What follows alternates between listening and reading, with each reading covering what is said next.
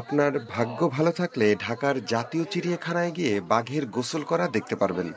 গরমের সময় এ দৃশ্য সহজেই দেখা যায়।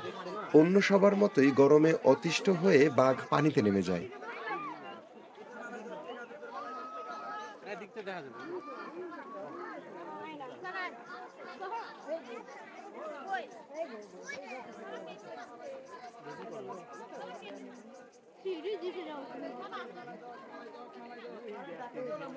আমরা সুন্দরবনে গিয়ে বাঘের নদী পার হওয়ার দৃশ্য দেখতে না পারলেও জাতীয় চিড়িয়াখানায় গিয়ে বাঘের গোসল করার এ দৃশ্য দেখে মনকে কিন্তু ঠান্ডা করতেই পারি।